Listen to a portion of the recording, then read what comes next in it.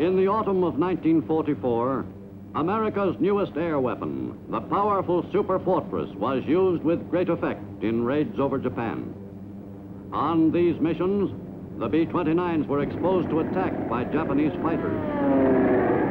Without fighter cover, the huge bombers were vulnerable to these persistent attacks by the Japanese fighters. Just halfway between the B-29 bases in the Marianas and the target, Japan, the island called Iwo Jima was in an ideal position for use by the U.S. as a base from which to launch fighters to accompany the B-29s on their missions.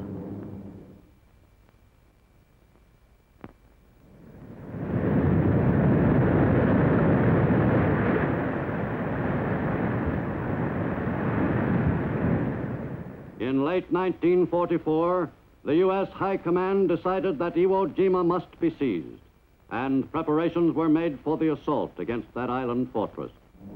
Beginning in October, American B-24s made regular pre-invasion bomb runs to Iwo.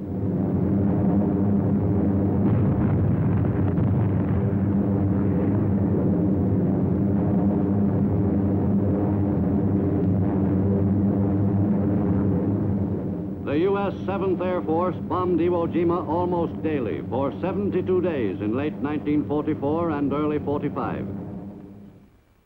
At U.S. bases in the Pacific, Marines of the 3rd, 4th, and 5th Divisions prepared for the assault. The invasion troops were accompanied on the trip to the objective by great quantities of materiel, the machines of 20th century war. With the assault forces aboard ship, the task force moved northward toward the island target in mid-February. In waters so close to the enemy's homeland, it was no longer possible to capitalize on the element of surprise. The Marines who were to make the assault were briefed on the enemy and his defenses. No punches were pulled. The men were told that Iwo was the closest thing to a fortress in the Pacific Ocean. At least they knew what to expect. There was nothing further the commanders could do to change the complexion of the head-on assault. Before the men stormed ashore to seize the island fortress, a last blessing was given by the troop chaplains.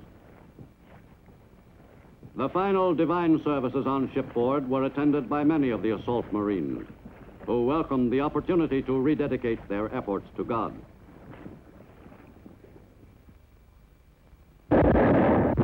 The warships opened up on the island at 6:40 on D-Day morning. An interested observer aboard the flagship was Secretary of the Navy James Forrestal, who said at that time, "This target, like Tarawa, leaves very little except to take it by force of arms, character, and courage.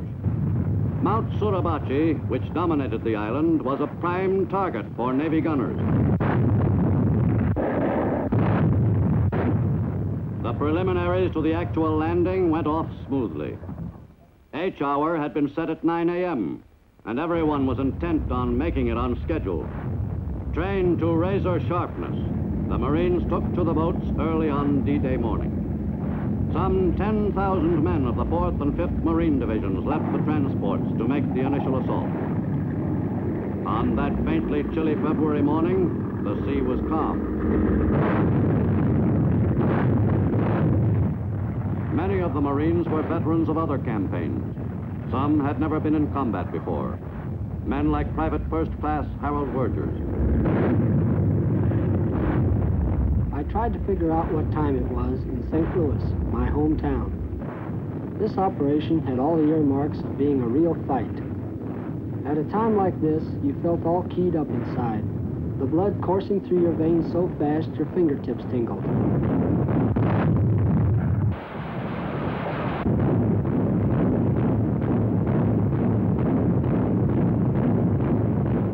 You wanted to get ashore quick and start getting some of those guys who were firing at our ships and scoring a hit every now and then.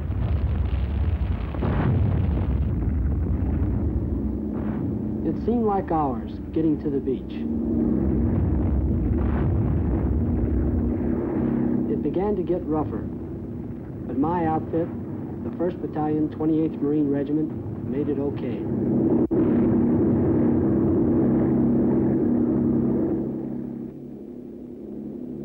landed on schedule. It seemed weird, knowing how many Japs there were, getting set to let you have it, but not being able to see a one of them. Pretty soon you knew for sure they were there. On the beach it got really rugged.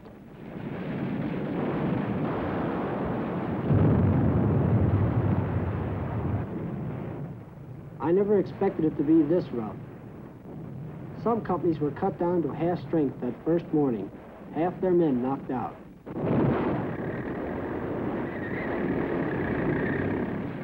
More men were landed, including the rest of my regiment, the 28th Marines. We had to hang on to that beachhead, whatever happened.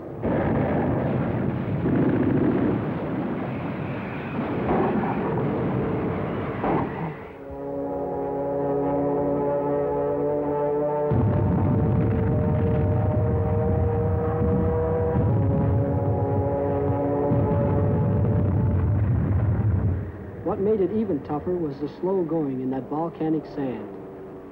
It slowed us down, and it slowed the equipment down. The fight for the beachhead at Iwo was a real nightmare. I don't think any of us will ever forget it.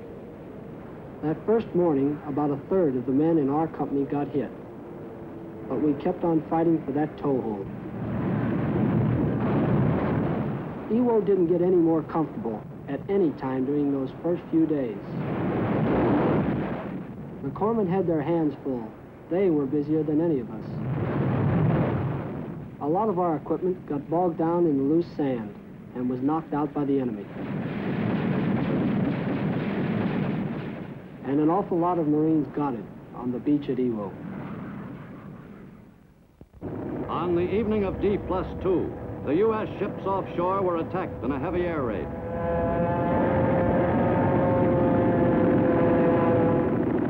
The gunners scored hits on some of the Japanese suicide planes. In the furious 3-hour-long battle, the U.S. lost one carrier and had another damaged. 15 of the kamikazes were knocked down.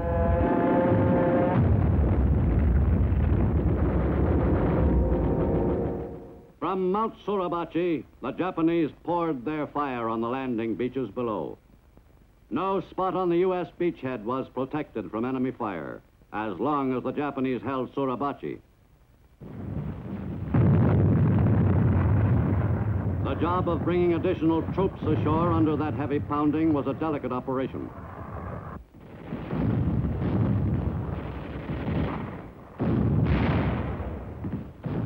And just as important as the added manpower was the materiel, which was so necessary in the drive to reduce the enemy's fortress. It became obvious on the first day that Suribachi would have to be taken as quickly as possible.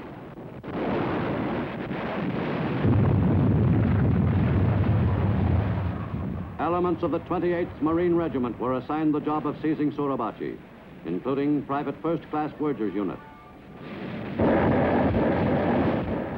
We gave the Hot Rock everything we had.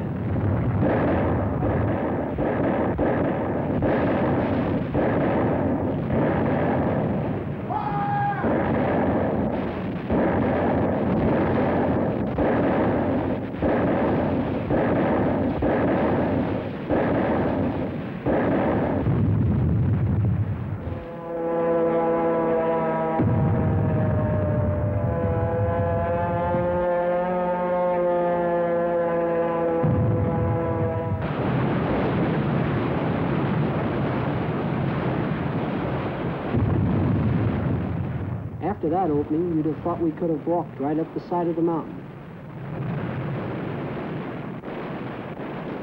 We gained a little ground, but the enemy kept letting us have it. We picked up a few yards here and there, but we had a long way to go. So many men got hit, there weren't enough Navy corpsmen to go around, and they took heavy casualties, too.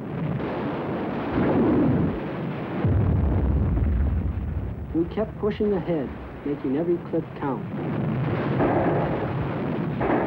But it was tough going. They kept pouring it down on top of us.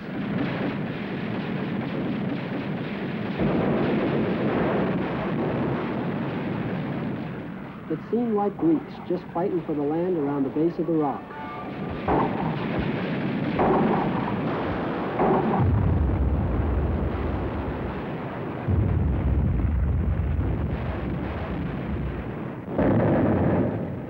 Finally, on what they tell me was the fourth day on Iwo, we began to pick our way up the slope.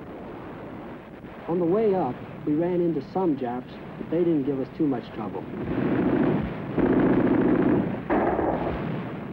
This was no place for anybody with a weak stomach.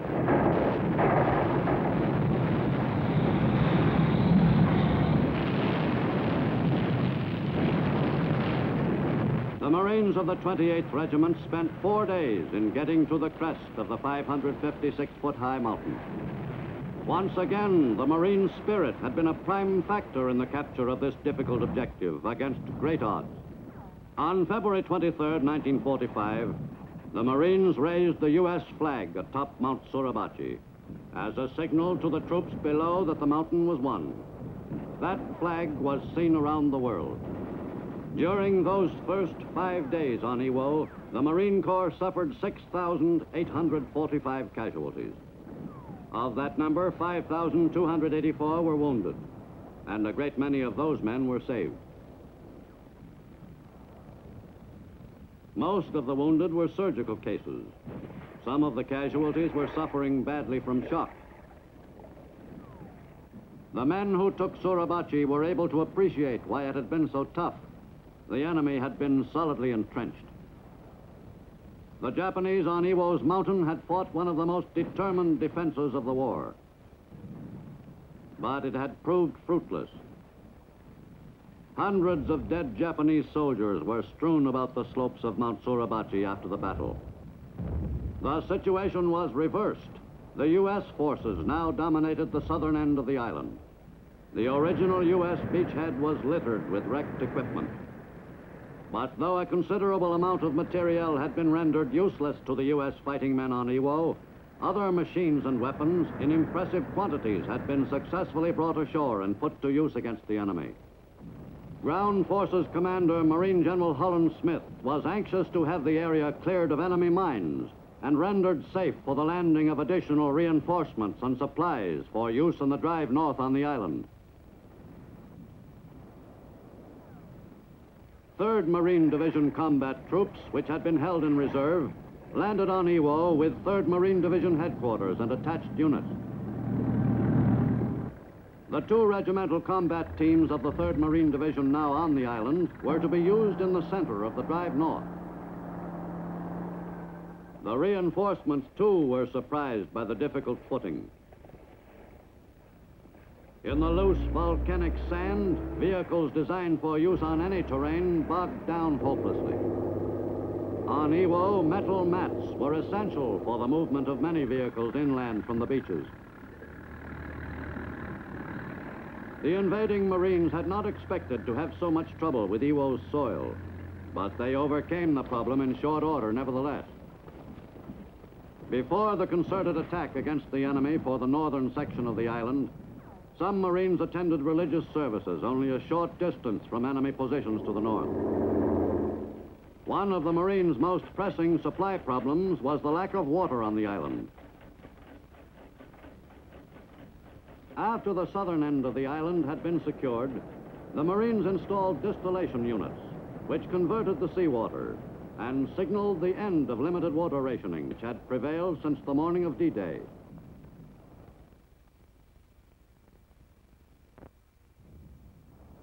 With Suribachi and the southern end of Iwo won, the U.S. forces girded themselves for the conquest of the northern section of the island.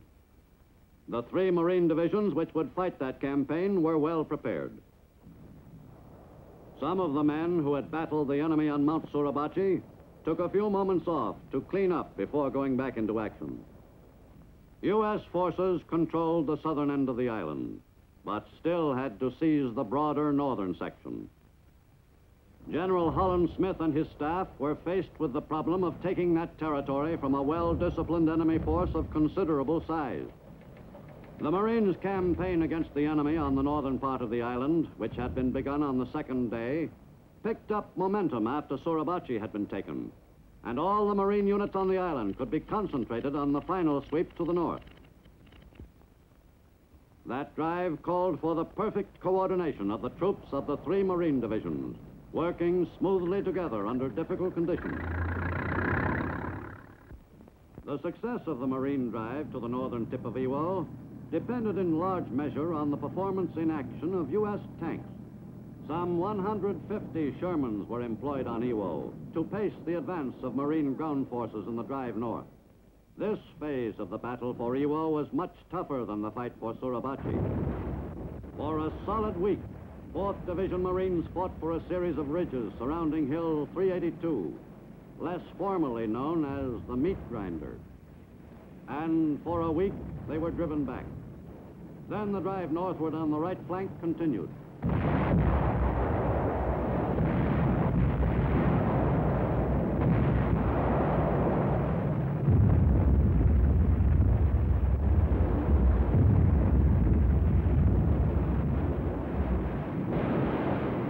Once its rockets were fired, the vulnerable rocket launchers quickly left the area.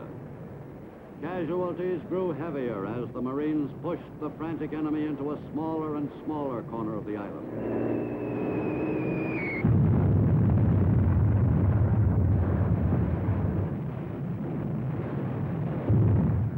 In some areas, the territory had to be taken ridge by ridge.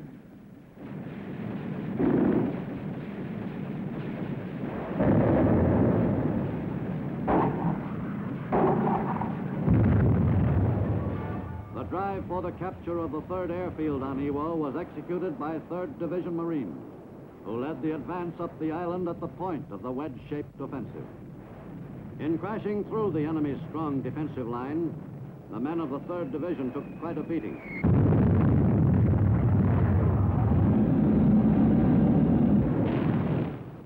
The men of the 2 regimental combat teams of the 3rd Marine Division broke the back of the enemy's main stand in the north of Iwo.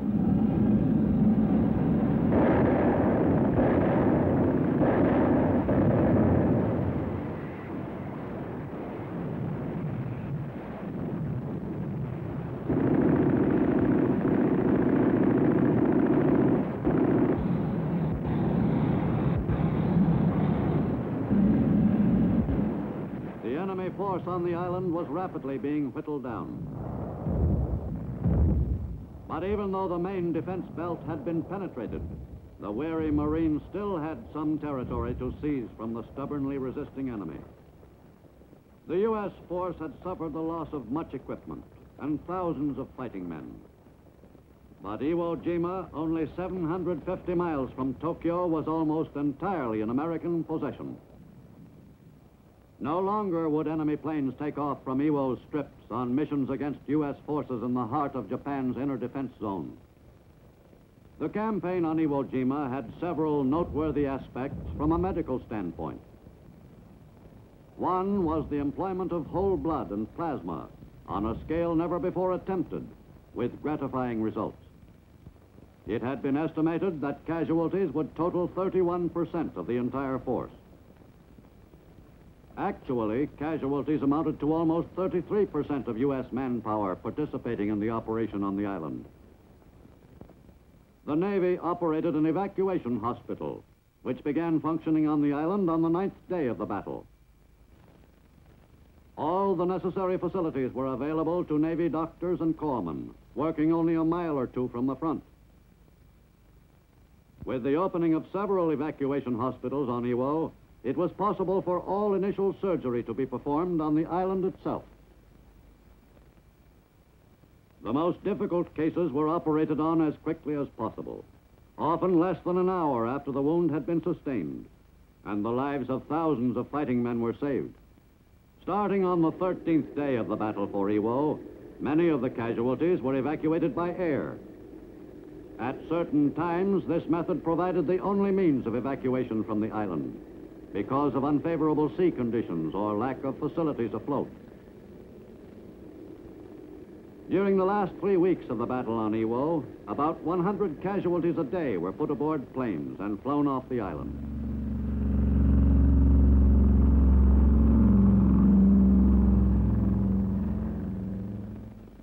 March 16th, the Marines had won all of Iwo, except for a small area near the northern tip of the island.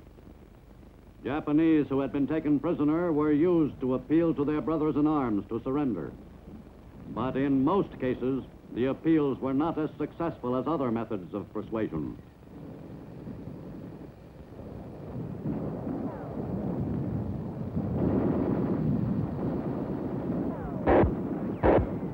Some prisoners were taken on Iwo, but they represented only a handful of the 22,000 troops who had fought the carefully executed defense of the island. Only 217 prisoners were taken, 159 of them Japanese. As on other Pacific battlegrounds, the soldiers who surrendered spoke readily about the location of their positions. The Marines were eager to clean out the last enemy pocket.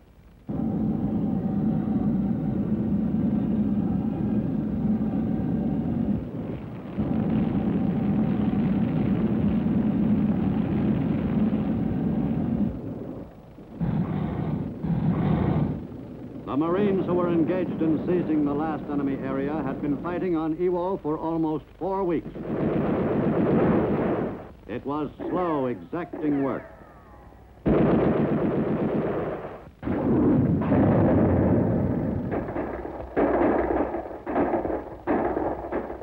Finally, by March 25th, the men completed the job. In the battle for the last pocket, some of the enemy soldiers had held out until the very end. In Iwo Jima, the enemy lost one of its most vital defensive bastions. After 36 days of the most bitter fighting American forces had ever known, the U.S. had all of Iwo.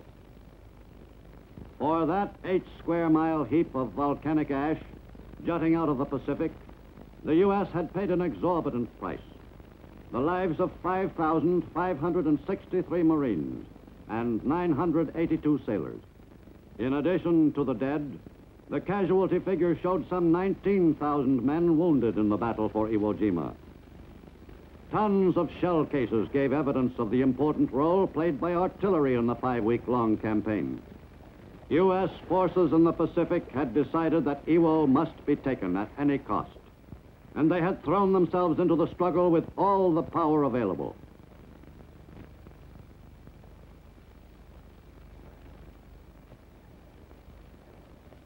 With the job successfully accomplished, the top priority assignment was the extension of one of the airfields so that it could accommodate America's newest heavy bombers. Marine engineering units and Navy construction battalions accomplished their job in miraculously short order. The field's great value to the U.S. lay in its use as an emergency base for crippled B-29s, unable to return all the way to their Marianas bases. More than 850 damaged B-29s landed safely at Iwo during the following 3 months. In addition, Iwo strips provided a perfect base for U.S. fighter planes, now capable of making it to Japan and return. With fighter cover, the raids on Japan were less hazardous. After the victory at Iwo, Okinawa was the next major enemy island on the U.S. schedule. An assault force of soldiers and Marines made the invasion on Easter Sunday, 1945.